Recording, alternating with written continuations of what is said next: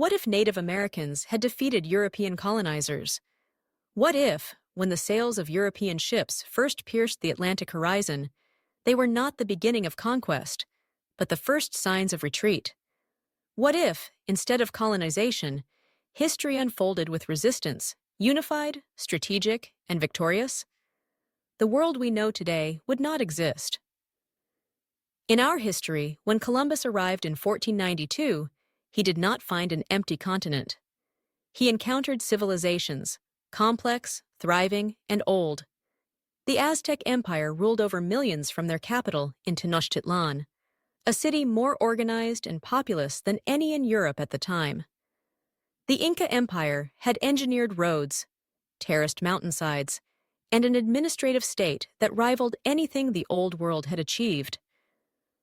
The Mississippians built mound cities along the great rivers, and the Haudenosaunee Confederacy had forged a democratic alliance of nations across the forests of the Northeast. And yet, within a few centuries, most of these civilizations lay shattered, their peoples devastated by disease, war, and colonization. European empires carved the continent into dominions and borders that served monarchs oceans away.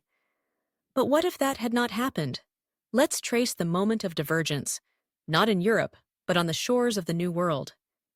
It is 1519. Hernán Cortés lands on the coast of modern-day Mexico.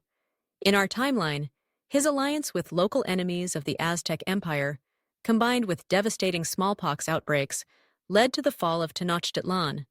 But what if the Aztecs, having observed the Spanish arrival with suspicion, acted swiftly?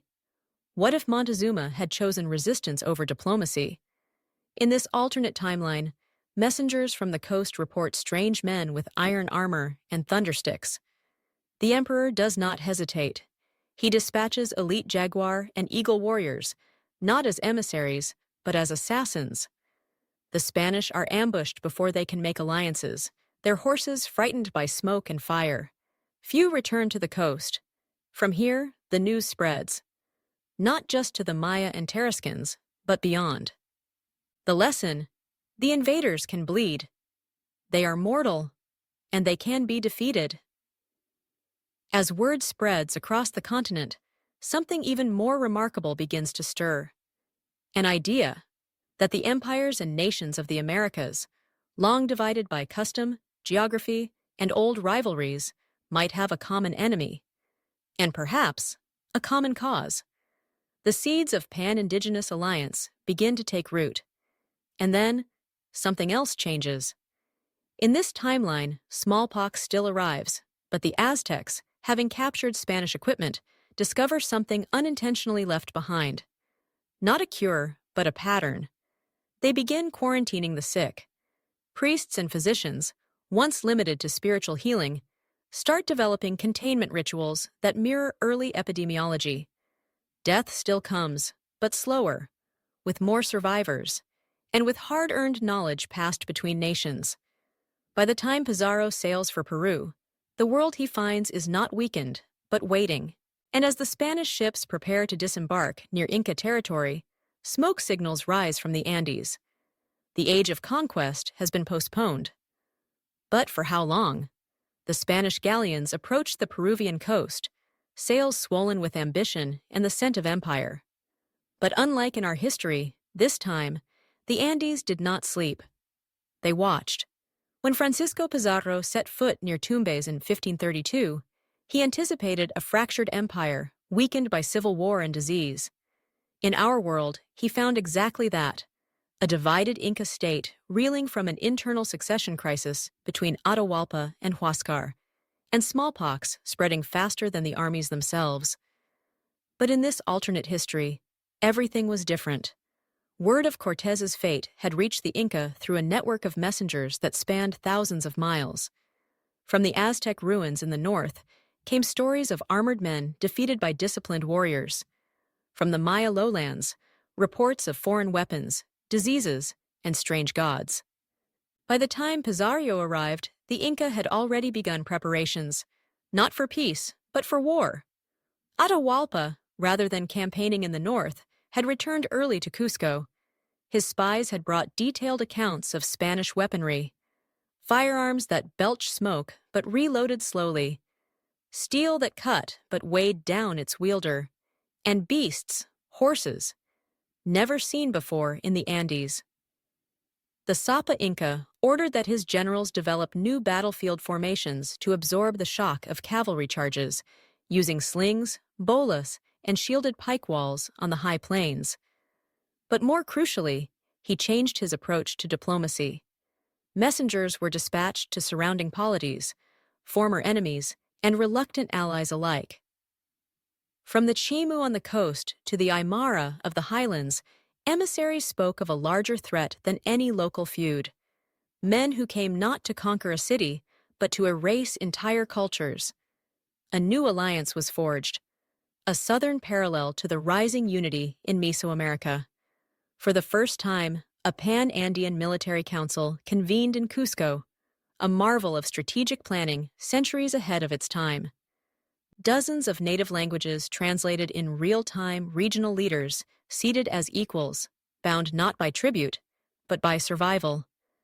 When the Spanish finally marched inland, they found not a divided empire, but an empty valley. Villages abandoned, food stores removed, paths obscured. They entered a land that rejected them. Then, without warning, the ground erupted. From the slopes, slingers pelted the Spanish with stones at deadly speeds. Cavalry found no room to maneuver on the narrow terraces. Traps lined the mountain passes, spikes, nets, collapsing footpaths. Musket fire echoed, but for every Inca who fell, 10 rose in their place. The conquistadors had entered the belly of an empire prepared to digest them. Pizarro never made it to Cajamarca. His small force, lacking reinforcements and local allies, dwindled in the mountains. Ambush after ambush wore them down. Eventually, those who survived staggered back to the coast, hoping to find their ships. They found flames. In a brilliant move, the Inca had set fire to the Spanish vessels at anchor, using stolen powder and native-built rafts for the attack. With no ships, no soldiers, and no gold, the age of conquest in South America came to a brutal, definitive halt. Back in Spain, disbelief turned to panic. 2 expeditions lost, no treasure fleets, no new viceroyalties. Rumors spread through Seville and Lisbon of jungle spirits, of mountain warriors immune to musket and sword. Merchants grew hesitant. Kings questioned further funding. The Catholic Church, which had hoped to convert new continents, now faced tales of missionaries who vanished into forests without a trace. Meanwhile, across the Atlantic, something was growing. The Aztec and Inca empires, once strangers, now sent emissaries to each other's courts. Carried by jungle routes, coastal rafts, and highland paths, a fragile but historic dialogue began. Ideas moved with them: engineering, agriculture, medicine. But it was more than knowledge that passed between them. It was a shared vision that the fate of the continent could belong to its original stewards. And north of them, across the plains and rivers of what would become the United States, another alliance stirred: the Iroquois, the Powhatan, the Mississippians. Many had not yet met Europeans, but they would, and this time they'd be ready. By the early 1600s, Europe was losing its grip on a dream it never fully held, the dream of the New World as an extension of its own will. In this altered history, Spain had suffered 2 catastrophic defeats in the Americas.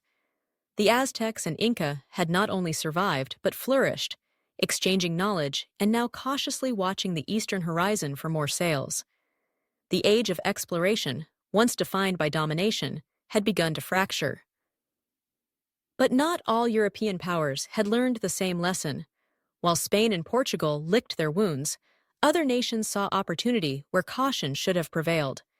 The English, Dutch, and French, none with vast overseas empires yet, believed they could succeed where Iberia had failed. They looked northward, toward the less densely populated lands around the Chesapeake, the Great Lakes, and the cold forests of Canada. And so, in 1607, a small group of English settlers founded Jamestown, clinging to the swampy banks of the James River. In our real timeline, they barely survived their first winters, saved only through fragile alliances and eventual betrayal of the Powhatan Confederacy. But in this alternate world, the Powhatan were not unaware.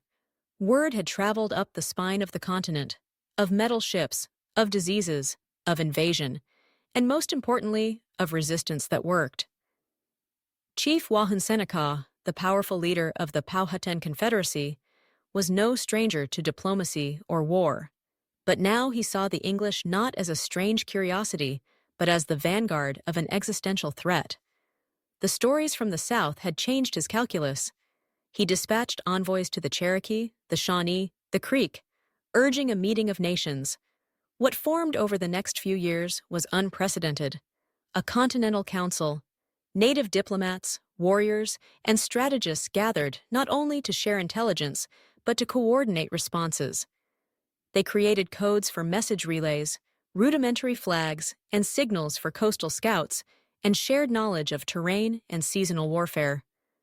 So, when the English began building their wooden palisade, it was already too late. Supplies from England dwindled. Trade with the locals was refused, and then the forest closed in. Night raids, crop burnings, poisoned water. Disease, long feared as an unstoppable plague, now met a resistance that included quarantine zones and shamanic healers who combined old tradition with hard-earned medical techniques from the Inca and Maya. Jamestown, in this timeline, did not become the first permanent English settlement. It became a ruin reclaimed by the trees. But the English were persistent. In 1620, they tried again, this time at Plymouth. Pilgrims fleeing religious persecution sought refuge in the unknown. But they were met not with a cold winter and a helping hand, but by an organized coastal network that had watched their landing. The Wampanoag Confederacy, aware of the Southern alliances, did not seek immediate conflict. Instead, they sent a warning. "You are not welcome. Leave before winter." The Pilgrims did not understand, and they did not leave. By spring, they were gone. Back in Europe, confusion gave way to a troubling realization. The people of the Americas were not merely surviving, they were learning. They were adapting European tactics, weapons, and even diplomacy, using it all to repel further incursions. The myth of the empty land was crumbling.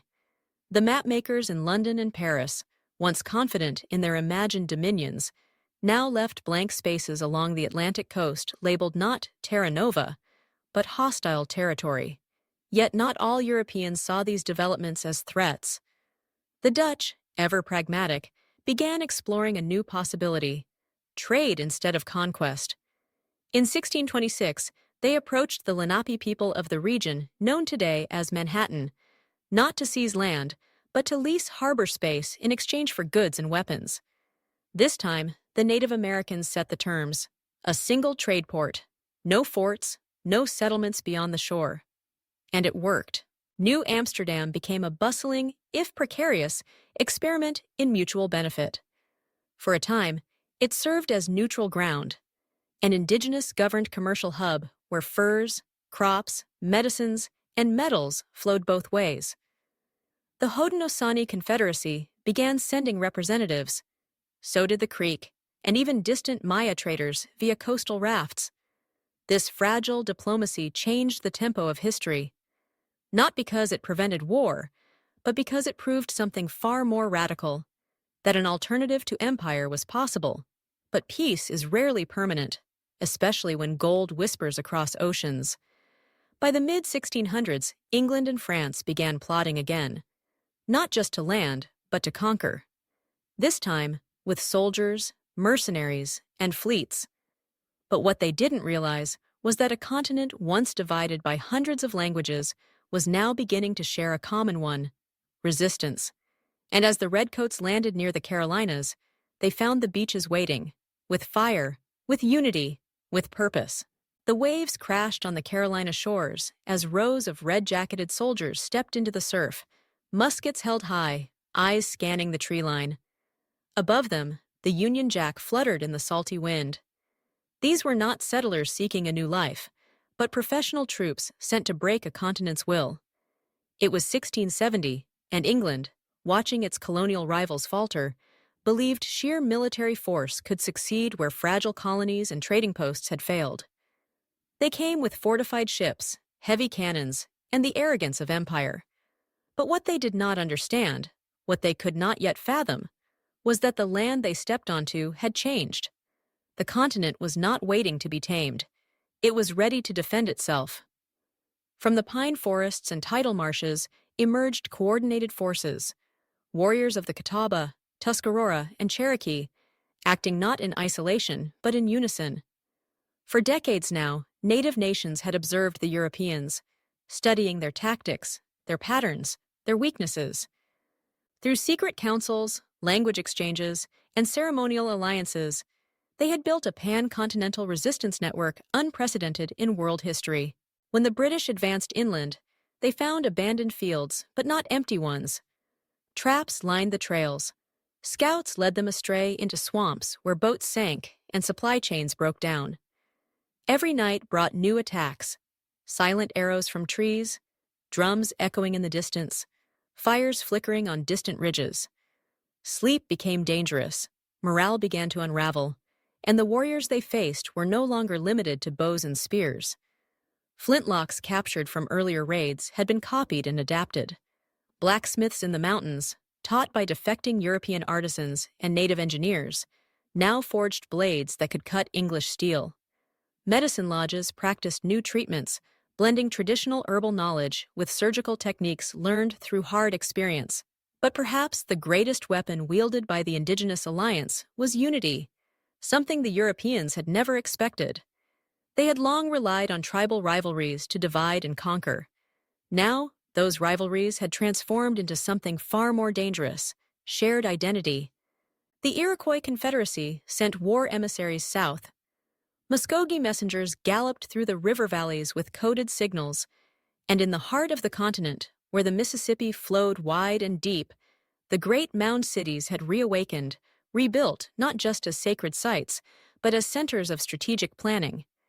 As the British expedition faltered, a new figure emerged from the shadows of diplomacy, a war chief known among the English only as the Raven. He was not of a single nation, but a child of many, born to a Shawnee mother and a Taino father, trained by Maya traders, and raised among the Haudenosaunee. His voice echoed in council fires from the Gulf to the Great Lakes. His strategy was simple and ruthless: deny the invaders everything: no food, no water, no peace.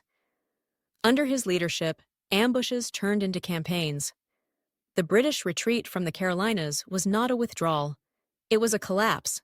Few survived the march back to the coast, and fewer still lived to tell London what they had seen: a united continent, patient, calculating, and far from primitive. Yet, even in failure, England did not relent. Instead, it hardened. Parliament debated launching a full-scale war of extermination. Colonial companies petitioned the Crown for more weapons, more ships, more mercenaries. The Atlantic churned with the movement of troops, but resistance had begun to spread beyond even the borders of the continent. In the Caribbean, once a theater of plantation slavery and piracy, native Maroons and African escapees formed alliances in the mountains of Hispaniola and Jamaica. Inspired by the victories on the mainland, they began liberating territory, turning sugar islands into freeholds. Some of the escaped slaves had once been soldiers in West Africa, and now brought new strategies into the fight. Even within Europe, whispers of the American reversal began to erode certainty. Philosophers in Amsterdam questioned the morality of empire. A young Isaac Newton, hearing stories of a continent resisting conquest, began to contemplate not just the laws of nature, but the nature of law and sovereignty itself. Ideas traveled with merchants and sailors, and the old assumptions of European superiority began to crack, if only slightly. Meanwhile, across the Americas, something remarkable began to unfold. The Aztecs and Inca, now separated by jungles and mountains but united in vision, had opened a land-based trade corridor. Llamas and mules transported cacao, obsidian, maize, gold, and salt between the Andes and the Gulf Coast. A standardized system of record-keeping, blending Inca quipus with Mayan glyphs and Haudenosaunee wampum, emerged as a cross-cultural language of administration. Even diplomacy became codified, with neutral meeting grounds established along rivers that once served only as borders. The continent was evolving, not into one empire, but into a civilizational alliance. Not a melting pot, but a woven tapestry. But while the alliances grew stronger, their greatest test still loomed. Because across the Atlantic, a new power was rising: France. Eager to surpass Spain and humiliate Britain, the French monarchy was preparing something grand: a vast military campaign targeting the St. Lawrence River and Great Lakes, where they believed the native alliances were weakest. And so, in the year 1690, as snow fell on Quebec, French ships prepared for war. But what they didn't know was this: the lakes had frozen, the alliances had strengthened, and the North was waiting. The French came north with dreams of empire cast in muskets and mapped in snow. Unlike the English, who had underestimated their opponents, the French believed they understood the land better. They had spent decades trading with the Algonquin and Huron, had shared fires and feasts, and learned to snowshoe and canoe. But in this new reality, the land had changed, and the people even more so. It was 1690, and France, confident in its foothold along the St. Lawrence, launched a bold campaign to secure the interior. From Quebec to Montreal, regiments prepared to push west, seeking to build a permanent presence on the Great Lakes.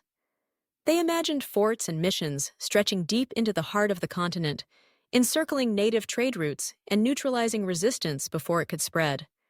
But the lakes were no longer wild frontier. They were arteries of a growing indigenous confederation, patrolled, guarded, and deeply understood. The Haudenosaunee had spent generations mastering the waterways. And now, they weren't alone. An unprecedented coalition had formed in the northern forests. The Anishinaabe, Cree, Miami, Shawnee, and Wendat, all historically bitter rivals, now sat in council together.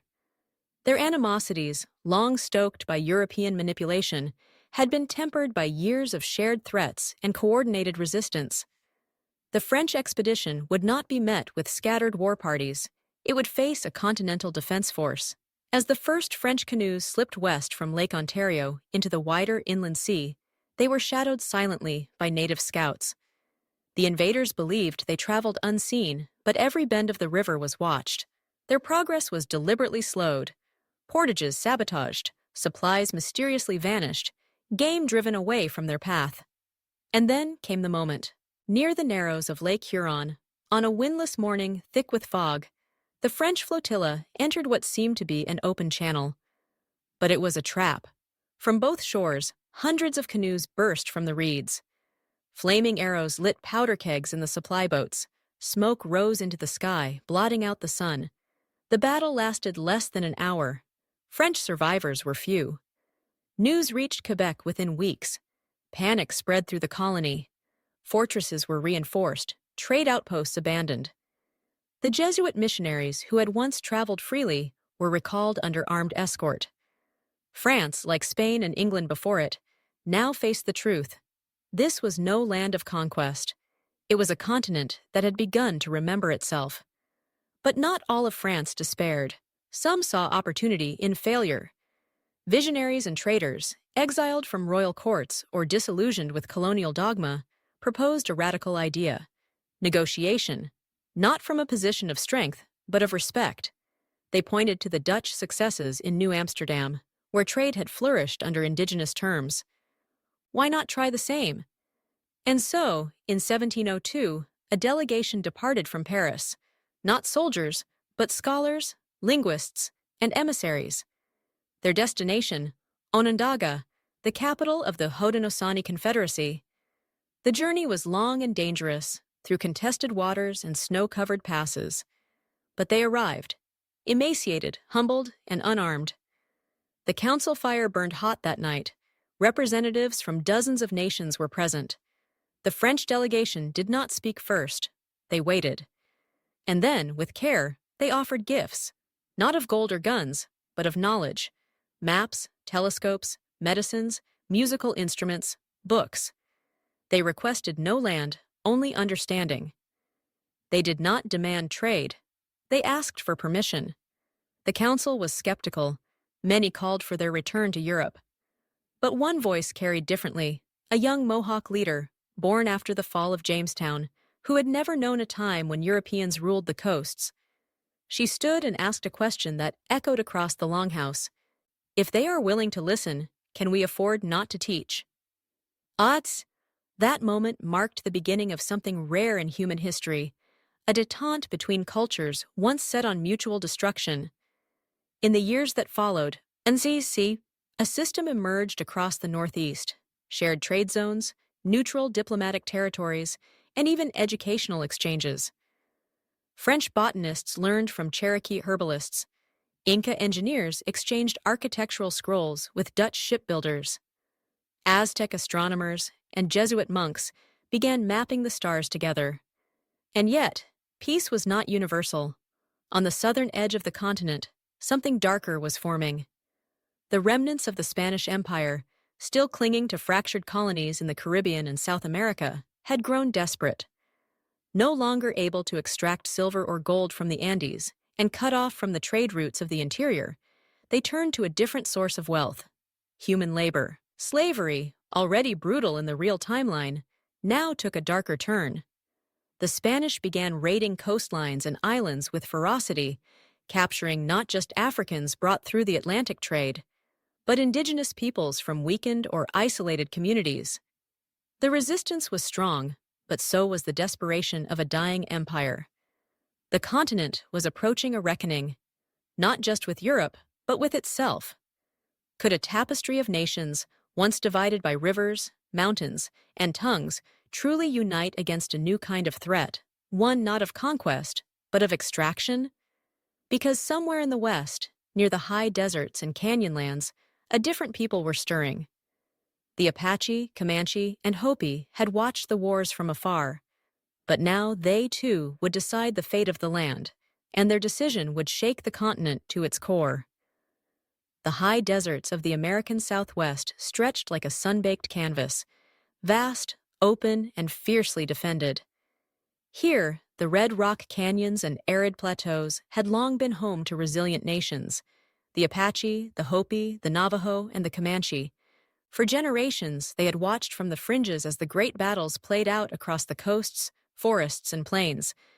But now, in the early 18th century, the tide of history began to lap at their doorsteps. The Spanish, reeling from their defeats in Mexico and the Andes, had turned increasingly to the borderlands.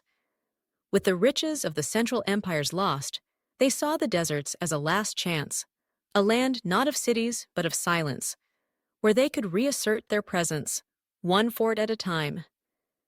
Missionaries marched alongside soldiers, seeking to plant the twin flags of the cross and the crown in the shadows of sacred mesas. But they were walking into a crucible. The Southwest, though less centralized than the empires of the Aztec or Inca, was far from primitive. The Hopi cultivated maize and beans on terraced cliffs with ingenious water conservation methods.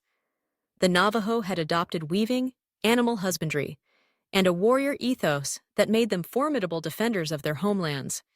The Apache and Comanche, nomadic, mobile, and fiercely independent, roamed vast distances, striking with precision and vanishing into the horizon. The Spanish failed to understand this world. They built missions and presidios, believing they could slowly expand their reach. But their outposts became prisons. In 1706, a chain of rebellions erupted, first among the Pueblo, who rose with the same fire they had wielded in the real-world Pueblo Revolt decades earlier. But this time, the uprising spread. It began with smoke on the mesas, signal fires lit in the old ways. Then came the raids, swift and merciless. Comanche warriors struck supply caravans, burned forts, and released captive laborers. Apache scouts used the terrain like a weapon, leading Spanish patrols in endless circles, starving them, isolating them, before cutting them down under desert moons. Within months, the Spanish presence in the northern frontier collapsed. Mission bells were silenced. Crosses were taken down, not desecrated, but repurposed, returned to the earth as beams, fires, and warnings. Survivors fled south toward the battered remains of New Spain, carrying stories of a desert that rejected civilization and devoured intruders. But what made this moment transformative was not just resistance, it was integration. For the first time, emissaries from the Central Alliances, Aztec scribes, Inca runners, Maya traders, reached out to the Southwest, not to demand allegiance, but to offer partnership.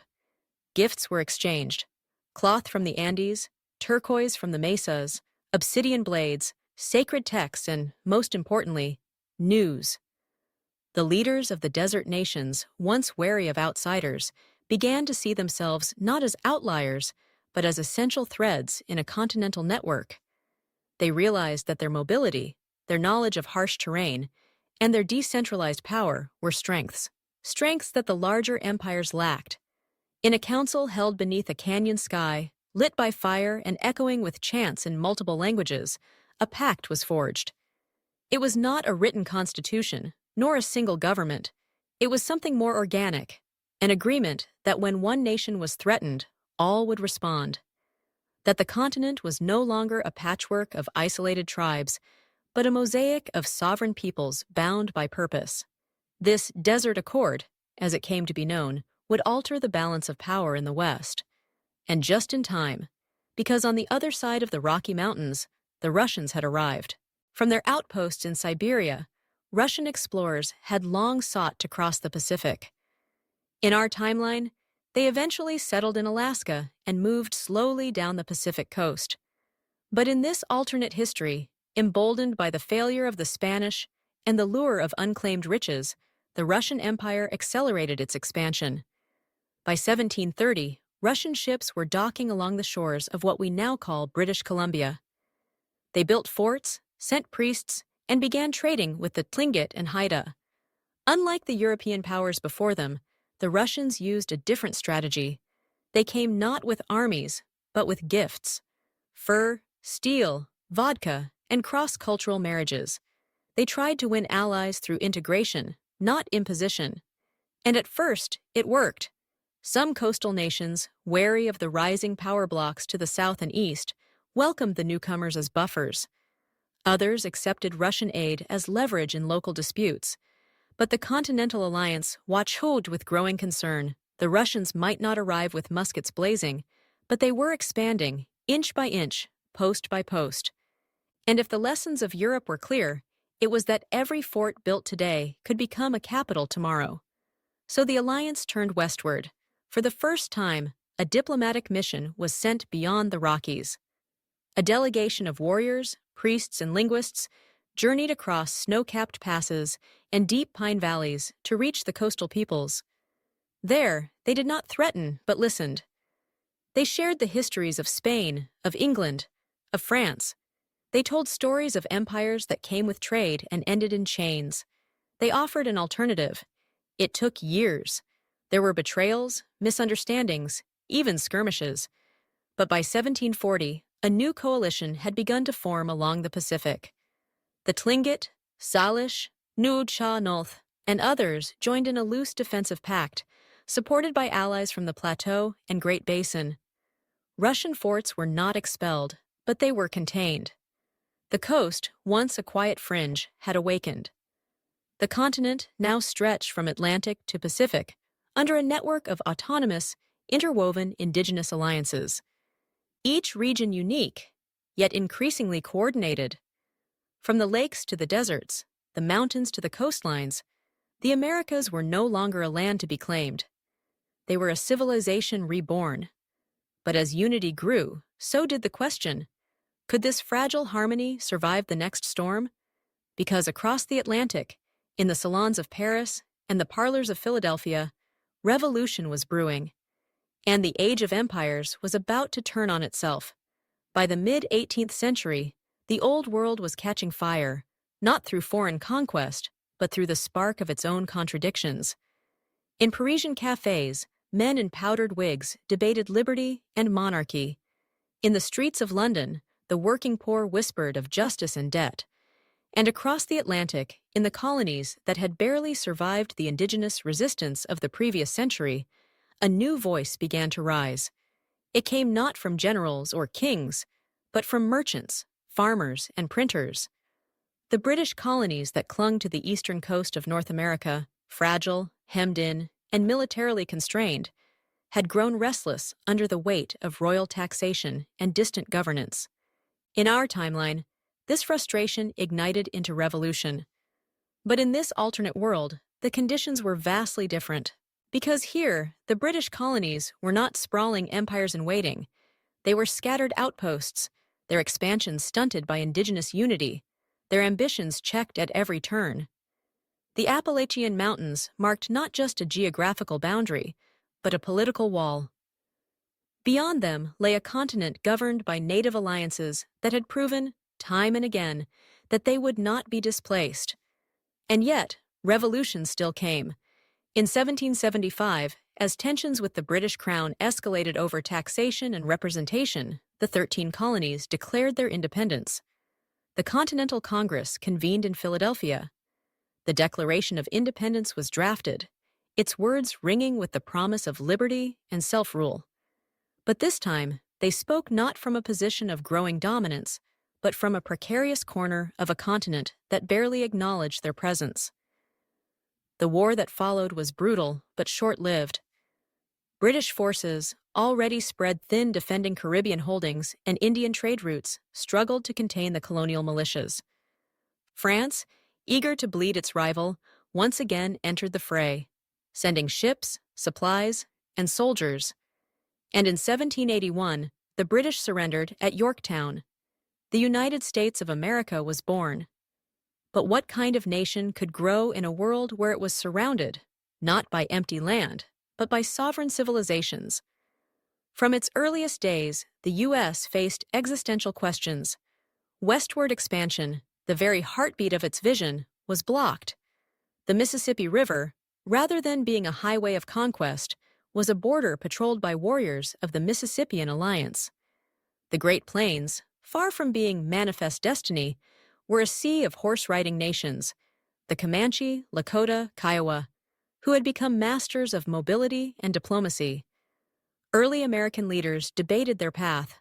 Some urged diplomacy, recognizing that peaceful coexistence was the only viable option. Others, shaped by the old colonial mindset, advocated for conflict.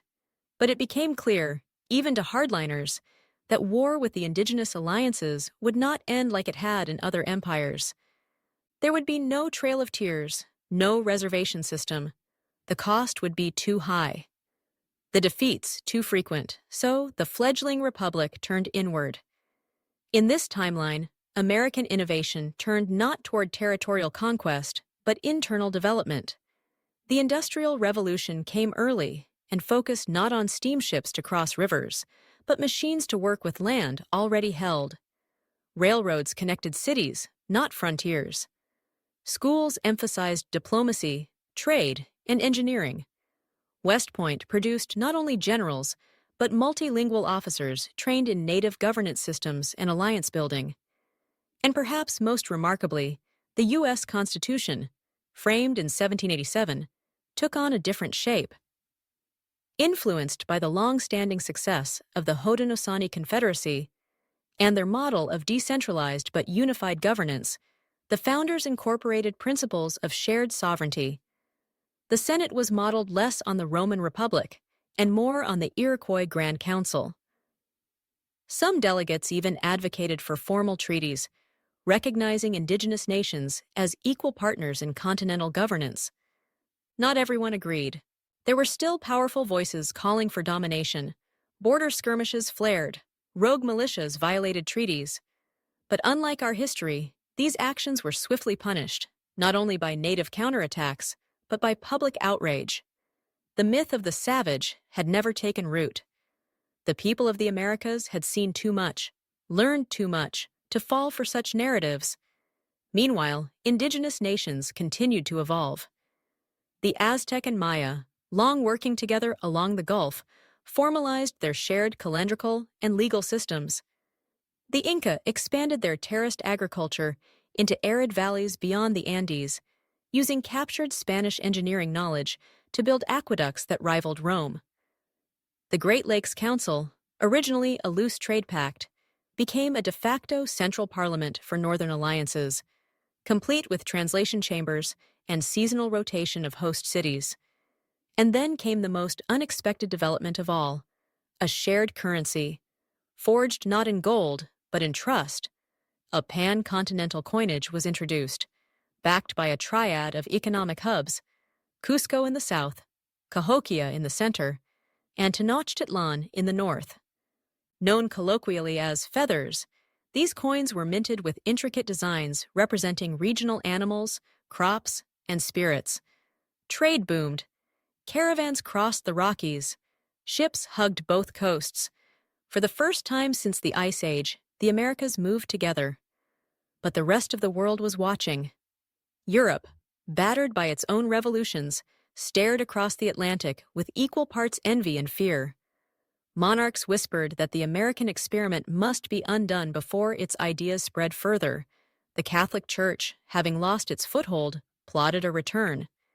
And across the Pacific, a rising empire, China under the Qing, sent envoys to learn how this civilization of many nations had endured. The world was shifting, the old age of conquest was dying. But could the continent, so long defined by survival, now withstand a more subtle threat? Ideological invasion? Because revolution was not done with the world yet, and the fires of Europe were only beginning to spread. By the dawn of the 19th century, the world had begun to orbit a new axis. No longer did the great empires of Europe dictate every current of history. Instead, their colonies had become their rivals, and in the Americas, the balance of power had turned upside down. From Buenos Aires to Boston, revolution stirred. But it was not the same fire in every heart. In Europe, revolution meant blood and guillotines, the collapse of monarchies, the rise of populist mobs, and the flickering promise of liberal democracy. In this alternate Americas, revolution took a different form, not the overthrow of kings, but the quiet dismantling of conquest itself. The indigenous alliances, now politically and economically intertwined, faced a unique question. Would they absorb the Enlightenment ideas sweeping in from across the Atlantic, or would they forge something new? Could ancient governance systems coexist with modern notions of liberty, or were they, in fact, older and wiser versions of it? In 1804, a delegation from the Inca heartland traveled north to attend the Continental Summit in Cahokia. There, beneath the restored mound temples and starlit skies, they met with Aztec priests, Mississippian engineers, Haudenosaunee diplomats, and even American observers.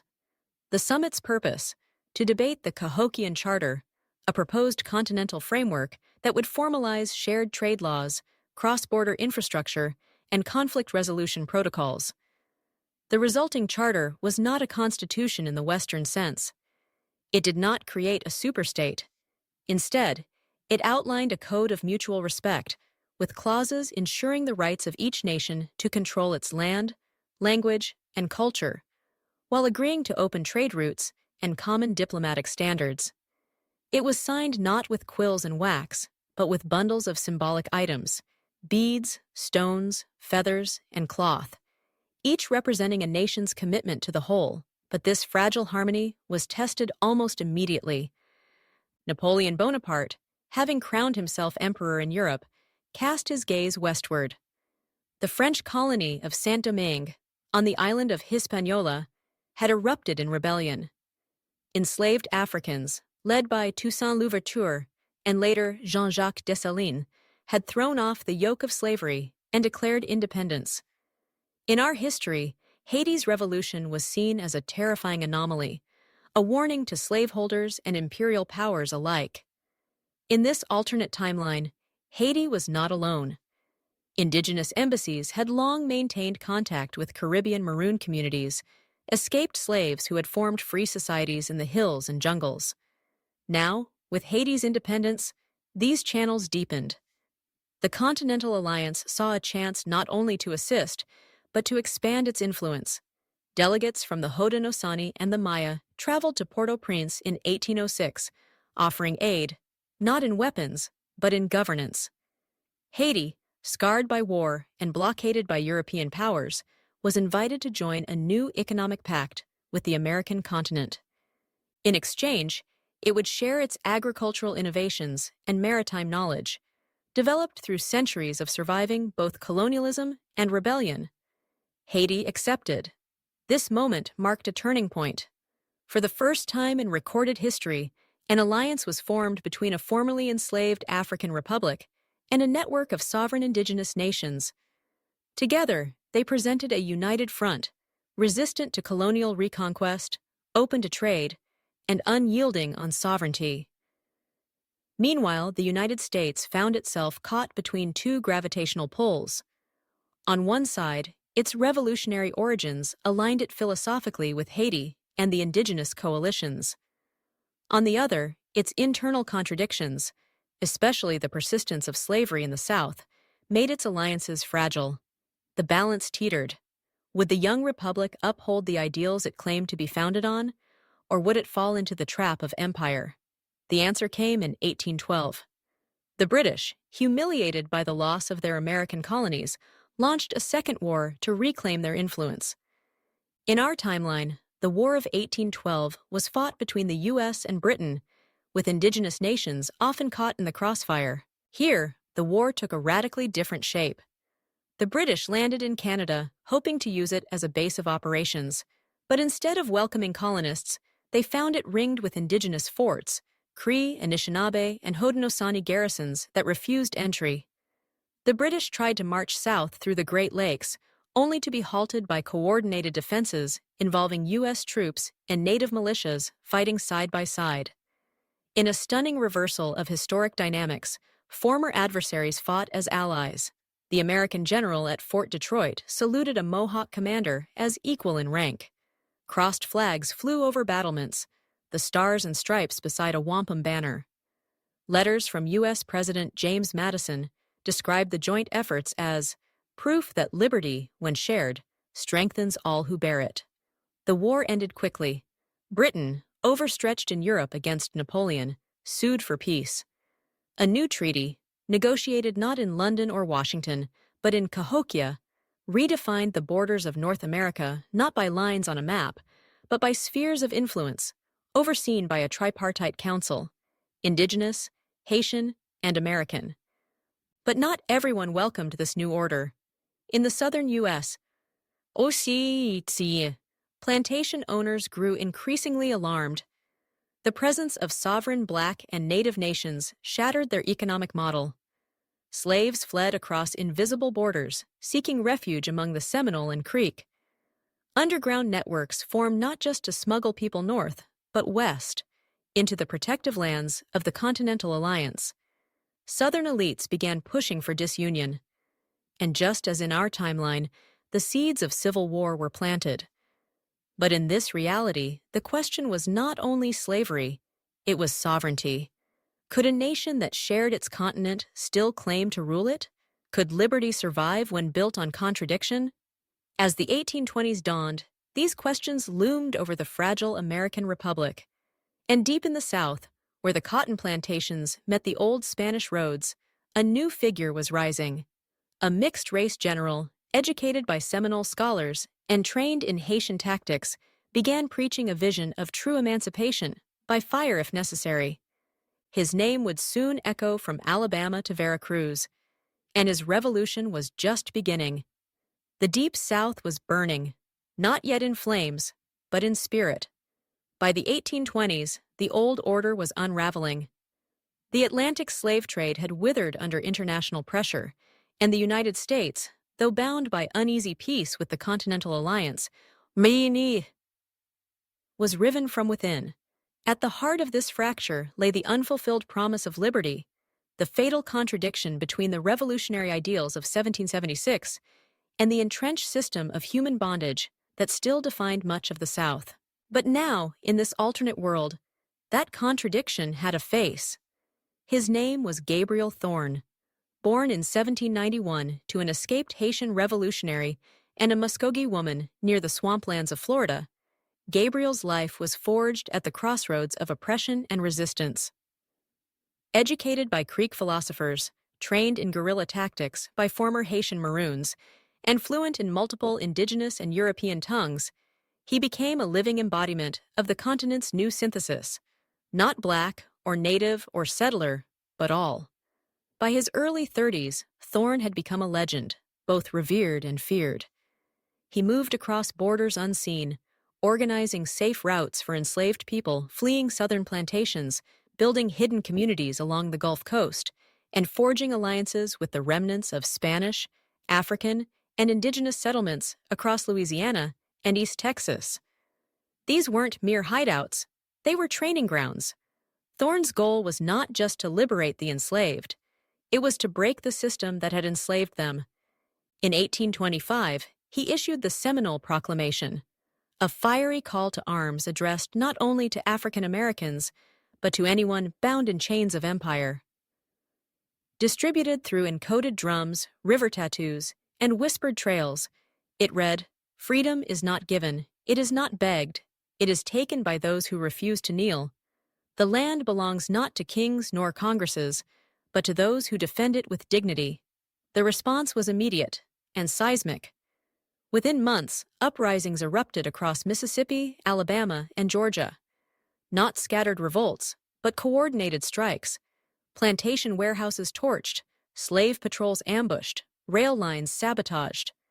White settlers fled inland, seeking protection from militias that were quickly overwhelmed.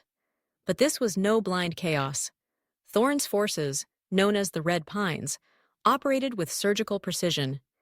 Each unit was a coalition of freedmen, Creek warriors, Seminole scouts, and defecting U.S. soldiers who had grown disillusioned with the hypocrisy of their orders. They took towns, not to hold them, but to redistribute supplies and liberate captives. Then they vanished into the forests. Washington panicked. President John Quincy Adams, already under pressure from abolitionist factions in the North and surrounded by native-controlled territory to the west, faced an unthinkable scenario: a coordinated rebellion that threatened not just the institution of slavery, but the very survival of Southern Unionism. He made an unprecedented decision. In 1826, Adams convened the Cahokia Emergency Council, a multinational summit of indigenous, American, and Haitian leaders. He arrived not as a president demanding aid, but as a penitent negotiator. He stood beneath the Grand Mound and declared, "We who speak of liberty while holding chains have no moral claim to peace. We ask not for favors, but for forgiveness. Help us and we will change." The council was divided. Some indigenous leaders believed the South should be left to collapse under its own contradictions. Others feared the chaos could spill across borders. It was Gabriel Thorne himself, unexpectedly appearing before the council in ceremonial dress, escorted by Muskogee guards, who changed the tone. He did not ask for power, he asked for unity. "The time has come," he said, "for the continent to choose. Are we a land of empires, divided by race and blood? Or are we something new? Something that the old world could never imagine?" With that, a decision was made. The Continental Alliance, for the first time in its history, sanctioned direct intervention in an internal American conflict, not as conquerors, but as stabilizers. Troops from the Iroquois heartlands, Inca highlands, and Maya lowlands joined with Red Pine detachments and abolitionist militias to form the first continental peacekeeping force. Together, they marched south. The campaign, known later as the Gulf Liberation, lasted 2 years. It was not a war of annihilation, but of transformation. Plantations were dismantled, not burned. Families were reunited. Confederate militias, though fierce, found themselves outmaneuvered by a network of commanders who knew every ridge, bayou, and pine grove. By 1828, slavery in the American South was dead. In its place, a new political structure emerged. The Free Territories of the Gulf, governed by a rotating council of Black, Native, and settler representatives. Gabriel Thorne declined any title or permanent office. Instead, he disappeared into the marshlands, leaving behind only a simple message carved into a tree near New Orleans. "I was never here to rule. I was here to remind you that you could." The world watched in disbelief.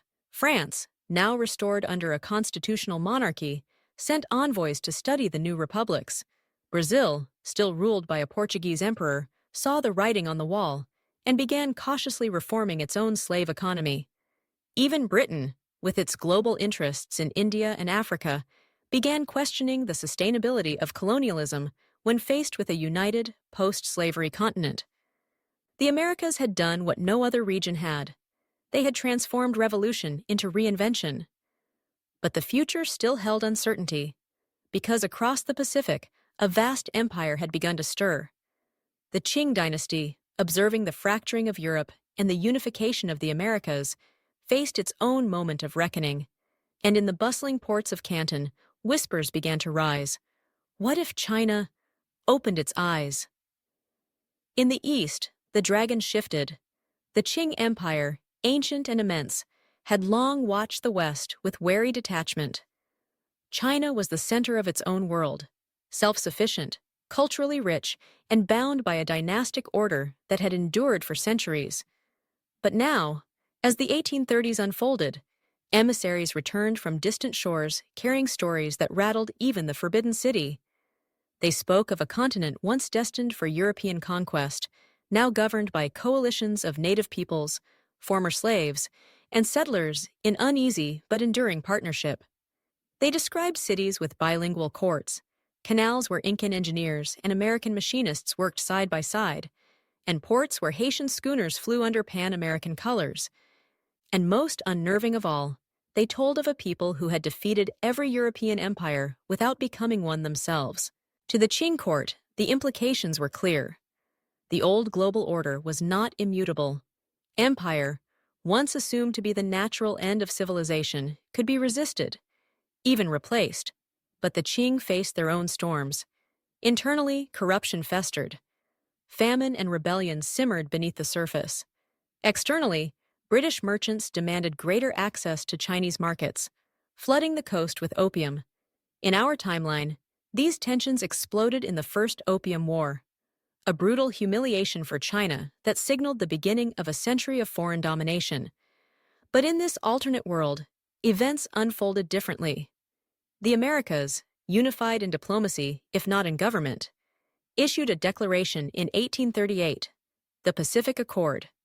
It warned that any coercive conflict launched against non-European powers would be met with collective sanction. Though it had no legal teeth, its message was clear. The age of unilateral conquest was over. The British still sailed for Canton, but this time, they were met by more than Chinese junks. Alongside the Qing fleet stood vessels bearing the sun glyph of Tenochtitlan, the rainbow banner of the Inca, and a newly christened American tricolor marked with a feathered hand, a symbol of treaty and resistance. Haitian naval officers advised Chinese admirals on blockade strategy. Maya diplomats served as neutral translators. The Qing emperor, moved by this display of solidarity, issued a radical edict. The Heavenly Kingdom would open 5 ports, but on its own terms. Trade, yes. Conquest, no. Britain blinked. The Opium War never came. Instead, the world got the Treaty of Guangzhou, a multilateral agreement that recognized Chinese sovereignty, regulated trade, and forbade the trafficking of addictive substances under penalty of international sanction. It was the first global treaty not written in a European capital. It changed everything. As Chinese ports welcomed American and indigenous ships, a new Silk Road was reborn, this time overseas. Aztec merchants brought cacao and obsidian to Shanghai. Inca mathematicians shared astronomical charts with Confucian scholars. The Cherokee, known now as skilled legal codifiers, helped Qing administrators modernize court procedures without erasing tradition, and ideas flowed in both directions. From China came theories of centralized bureaucracy that fascinated the decentralized American alliances. From Buddhist monasteries arrived teachings that echoed the spiritual cosmologies of the Hopi and Lakota. A hybrid philosophy began to form across the Pacific, a blend of harmony and sovereignty, of balance with the natural world, and respect for communal law. This intellectual exchange created a third axis of global power, not East versus West, not empire versus colony, but something new, a hemispheric alliance of civilizations that had never been fully conquered, now charting their own course. Europe could no longer ignore it. Revolutions spread across the continent. In 1848, as in our timeline, uprisings shook Paris, Berlin, and Vienna. But in this world, revolutionaries did not look to the American Constitution or the French Declaration of the Rights of Man for inspiration. They studied the Cahokian Charter. European radicals translated wampum codes, analyzed Incan resource management systems, and sought lessons from Thorne's Southern Uprising on how to dismantle systems of control without replacing them with tyranny. The old monarchies fell faster and more violently. By 1850, Germany had unified under a democratic federation. France, after another brief flirtation with empire, elected its first president drawn from a working-class background. The British monarchy, isolated and increasingly irrelevant, agreed to a ceremonial role in exchange for parliamentary reform. But for all the external change, the Americas were not without challenges. The sheer scale of the Continental Alliance strained communication. Some nations feared cultural erosion. Debates over shared currency, trade quotas, and territorial autonomy flared with intensity. In 1852, a border skirmish between the Lakota and a newly settled American township in Colorado escalated into a temporary rupture in the alliance. Yet unlike in past centuries, the crisis was addressed not with armies, but with process. A summit convened in neutral ground, Taos, New Mexico, where tribal elders, settler delegates, and foreign observers negotiated a new protocol for land stewardship. The result? The Taos Compact, a revolutionary concept in which land could be collectively administered without being owned. Rotating stewardship based on ecological seasons, cultural ties, and usage needs. It was law rooted in landscape. It turned enemies into caretakers. And slowly, the world began to see it as something even more radical than peaceful, sustainable. But time does not pause, even for harmony. In the shadows of this fragile new order, storms brewed. A new generation was rising, one that had not fought the wars of resistance or borne the scars of colonization. They grew restless under rules written by ancestors, eager to test the bounds of freedom not in defense, but in expansion. Some dreamed of the stars, others of conquest in subtler forms, economic, ideological, technological. The question loomed once again. Would the world repeat its cycles? Or had history, at last, taken a new path? By the 1860s, the Americas were no longer a frontier, no longer a battleground of conquest or survival. They were a crucible, where ancient traditions and modern ideas collided, merged, and forged something unprecedented. A civilization not born of empire, but of equilibrium. Yet beneath the quiet hum of commerce and diplomacy, a subtle unease grew. A new generation had come of age, one that had not marched through fire or stood on the edge of extermination. They had not seen the Spanish galleons burn in Veracruz or the redcoats vanish into Carolina swamps. They inherited a world their parents fought for, but not the pain that had shaped it. In cities like Cahokia, Cusco, and Tenochtitlan, where stone temples now stood beside glass workshops, these young minds walked through libraries filled with scrolls, glyphs, and mechanical blueprints. They debated ideas from across the world: indigenous ecological law, Confucian order, American republicanism, Haitian liberation theology. And yet, despite the diversity of voices, one question echoed louder than the rest. What comes next? The age of resistance had birthed a loose, often fractured continental alliance. It had preserved sovereignty and culture. But now, as steam engines crossed mountains and telegrams hummed along jungle wires, cracks began to appear, not from without, but from within. Tensions flared first in the heartland. The city of Cahokia, once a spiritual center, now a bustling capital of continental diplomacy, faced an identity crisis. Its role as neutral ground was threatened by political friction between the fast industrializing Mississippi Valley and the more tradition-bound eastern woodlands. Debates over river tolls, mining rights, and land stewardship escalated into diplomatic deadlock. At the same time, in the Andean South, the Inca Confederation, flush with wealth from high-altitude trade and mineral innovation, began expanding its influence into neighboring regions.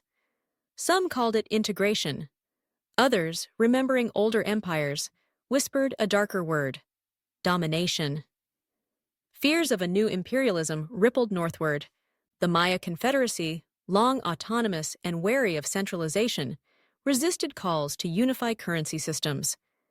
They argued that spiritual economies, based on ceremonial offerings, agricultural cycles, and cosmic calendars, could not be forced into decimal coinage. Protesters in Chichen Itza marched with banners reading, "Do not balance your books by unbalancing the stars." Meanwhile, in the former U.S., now transformed into the North American coalition, political unity remained fragile. Freed territories along the Gulf Coast had adopted hybrid governance, blending African ancestral councils with Cherokee democratic models. But settlers pushing westward, despite generations of treaties, were beginning to challenge indigenous landholdings again, not with rifles, but with real estate and railroad contracts. And so, once more, an old specter returned: expansionism. This time, it wore different clothes. No longer flags and soldiers. Now, it arrived in banknotes, legal loopholes, and trade monopolies. Corporations, many with roots in European capital, began to seep into the cracks of the alliance.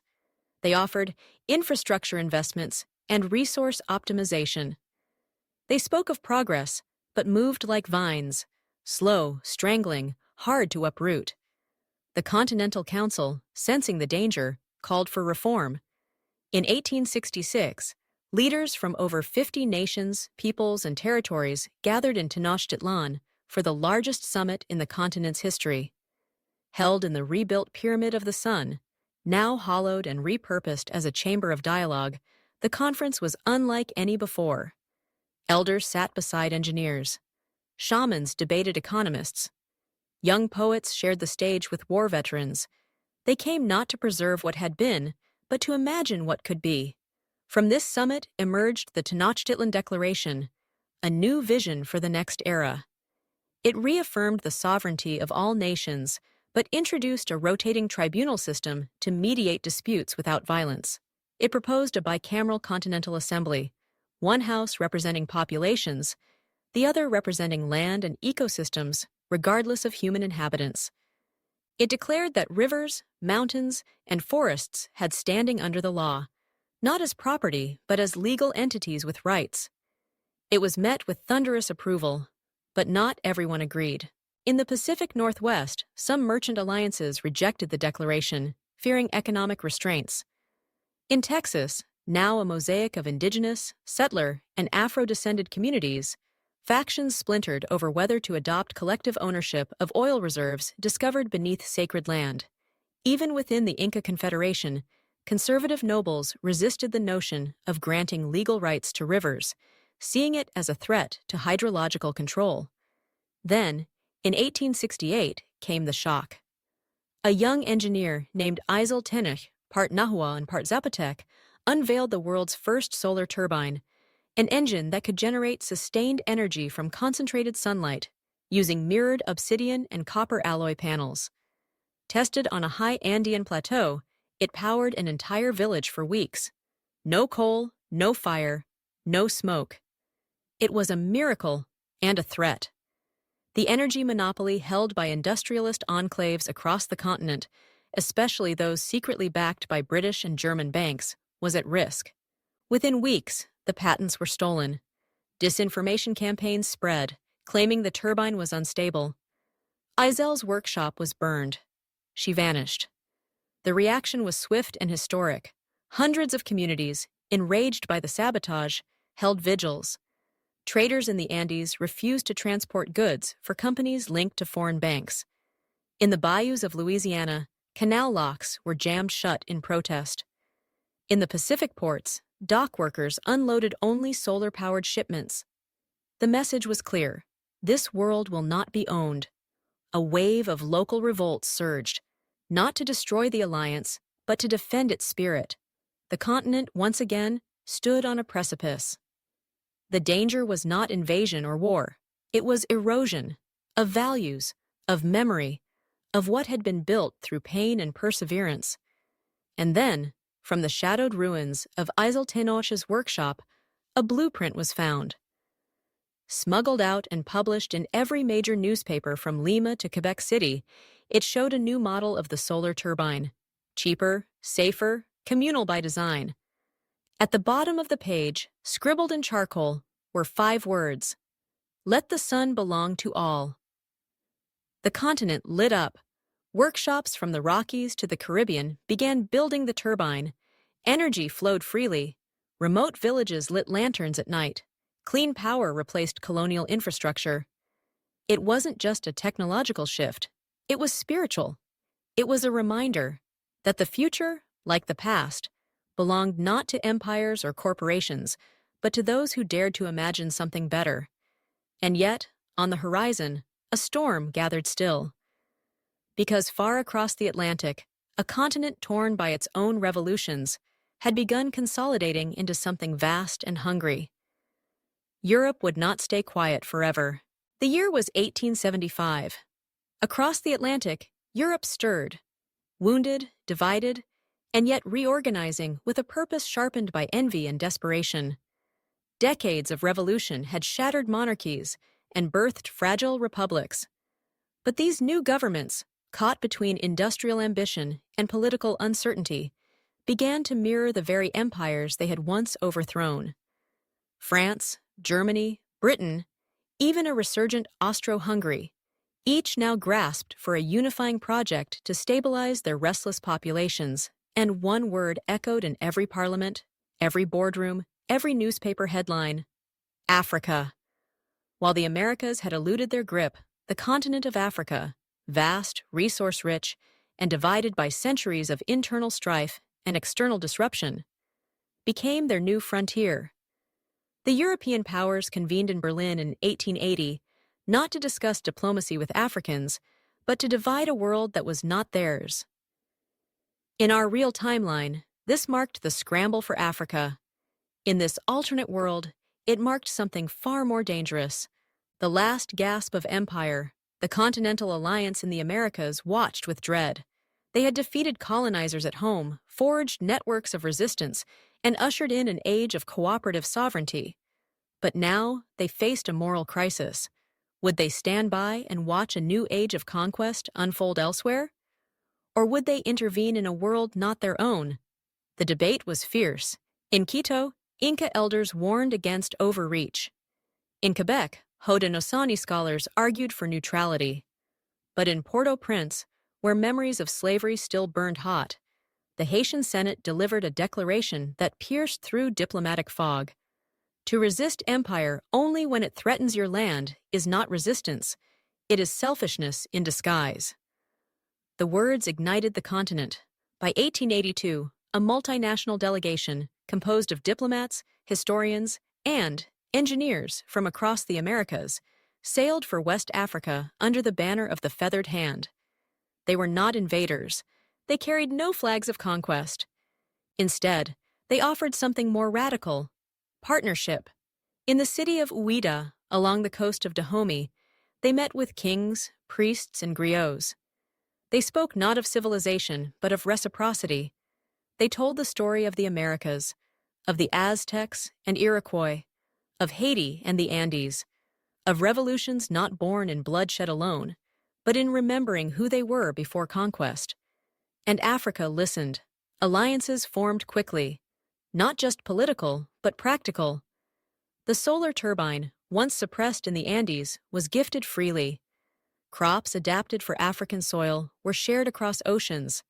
Knowledge of European legal tactics, treaties, debt traps, fraudulent charters, was taught in public schools in Lagos and Timbuktu.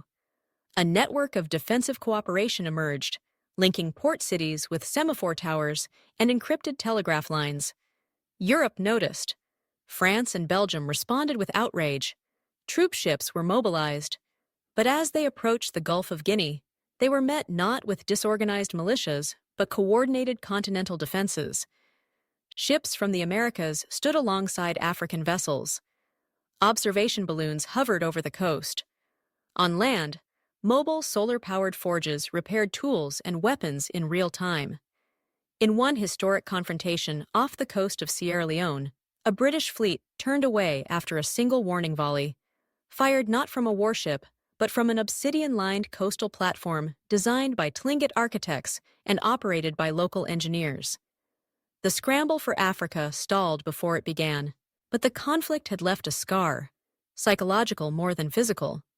The myth of European superiority, already crumbling, shattered completely. In Berlin, Vienna, and London, the public mood shifted. Why had their proud nations failed where others had succeeded in unity? Why did the heathens now live in peace while civilized Europe drowned in rivalries? And then came the collapse. In 1893, a chain of banking failures in Europe triggered a massive economic depression. Starving urban workers, sick of being told to sacrifice for imperial dreams, revolted. Factories shuttered, railways stopped, governments fell like dominoes. In their place rose something unexpected, not dictators, not kings, councils. Inspired by the American alliance, worker cooperatives took power in city after city. Trade unions held referendums.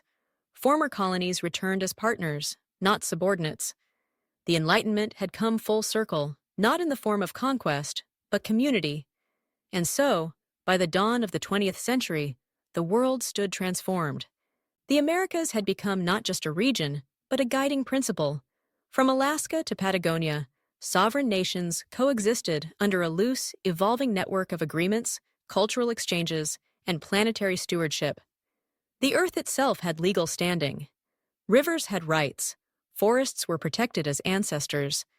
Technology, once hoarded for profit, was open-sourced, taught freely, and spread widely. Education was holistic. Spiritual traditions were honored alongside mathematics and science. Elders and youth governed together. Laws were updated by consensus, not imposed by decree. And the sun, the same sun that once lit the sails of conquistadors, now powered entire nations. This was not utopia. There were still disagreements, economic shocks, environmental disasters. But the world had shed one idea that had haunted it for centuries: that some people must rule and others must be ruled. The legacy of empire had ended not in explosion, but in erosion. And in its place, something ancient and new had emerged. A world where Native Americans had not been erased, but had shaped the destiny of the planet. A world where resistance became renaissance. A world that asked, not what we can take, but what we can become. In this alternate history, we imagined a world where indigenous nations had successfully resisted colonization, not by isolating themselves, but by uniting across borders, cultures, and centuries. A world where cooperation replaced conquest, where power was not measured in territory, but in trust. Would you want to live in such a world? What would we gain or lose by trading empire for equilibrium? Let us know in the comments. Would this world feel more just, or would it challenge too much of what we've come to accept as inevitable? History is not a straight line. It is a story we choose to tell. And sometimes, the most powerful question we can ask is, what if?